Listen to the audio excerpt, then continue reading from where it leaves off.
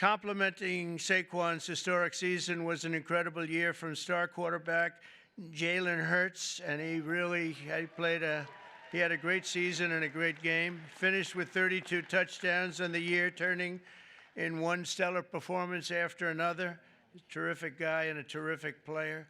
On defense, the Eagles finished the regular season with the fewest yards allowed per game, thanks in large part to talented young stars like safety Reed Blankenship. Where's Reed? Come on up here. How's it going? You want to say something to the crowd? Come on, say something. Look at this guy. I don't have a lot to say, but go Birds, even in D.C. So, Congratulations. And on defense, the Eagles finished is really legendary, because I think probably it's been one of the greatest finishes in football history. In Week 11 against Washington, Reed had 10 tackles overall and an interception in the fourth quarter to seal the win. That was a big one. That was a rough game for the opposing team. That's one of those that you don't sleep very well, but you guys came back and you did an incredible job just to get through. The Eagles ended the regular season at 14-3, with only 3 playoff games standing in the way of the Super Bowl in New Orleans. After beating the Green Bay Packers in the first game, the Eagles won a close one against the Los Angeles Rams, all good games. Then in the NFC Championship game against Washington, Saquon took his very first handoff for a 60-yard touchdown and then added another touchdown minutes later. And you know, Saquon's a good golfer, but he's a much better football player, in case you had any thoughts of doing something else, Saquon. Soon, thanks to 55 points on the day, the Eagles punched their ticket to a Super Bowl rematch with the Kansas City Chiefs, and you know what happened. It was an incredible game, a little surprising, but right from the beginning, in the first quarter of the big game, which I was there, I watched in person. I was there along with Taylor Swift. How did that work out? How did that one work out? The Eagles scored a touchdown on their signature play, the tush push. You know what that is? Or I hope they keep that play, Coach. I don't know. What? You know, they're talking about getting rid of that play, I understand. They should keep it. What do you think, Saquon? I like it. You have guys like this pushing you around a little bit.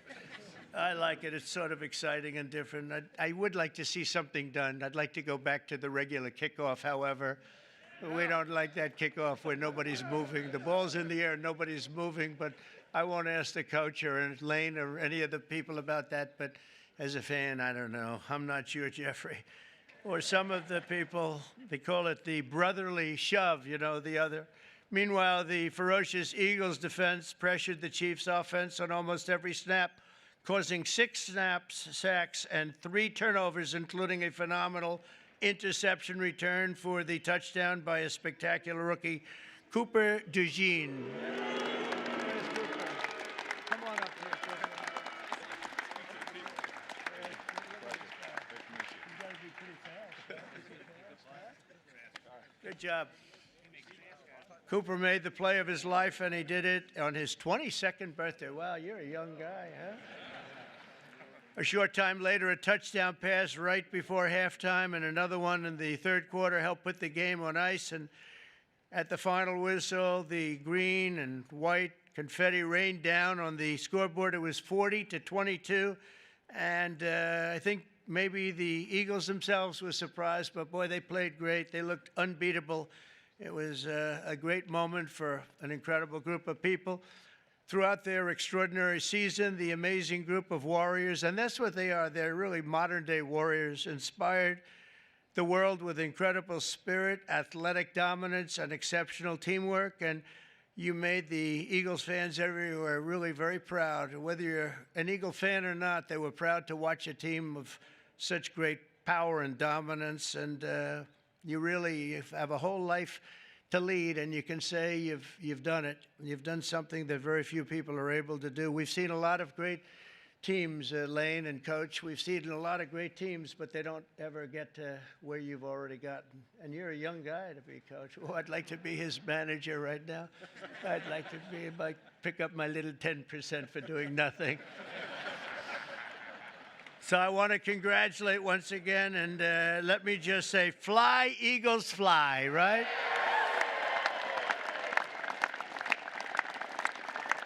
And with that, I want to bring up one of the great offensive linemen, really of all time. When you're a 6-time All-Pro, that's really something. And Lane Johnson, come up and say a few words. Congratulations, you're really something special. Thank you.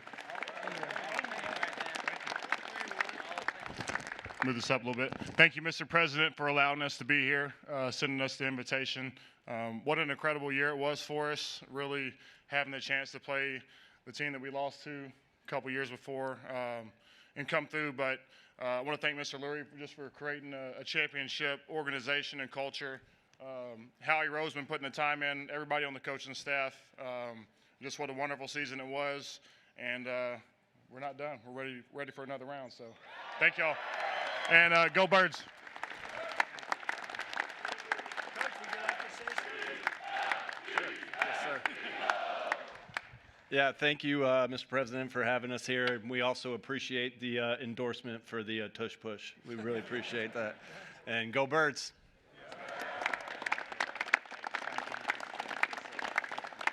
Jeffrey, maybe you could say a few words. You've done an amazing job in putting this team together. Come on up. Thanks. Thanks, Mr. President. You know, it's truly an honor to be here. I remember as a little boy the championship teams that came to the White House, and I never dreamed we'd be able to, have a team and be as good as this. And this was a dominant team with incredible culture, everything we all believe in as the best human values: selflessness, humility, teamwork, talent, discipline, everything that we all strive for. This team incorporated. So thank you for the hospitality today, and go Birds.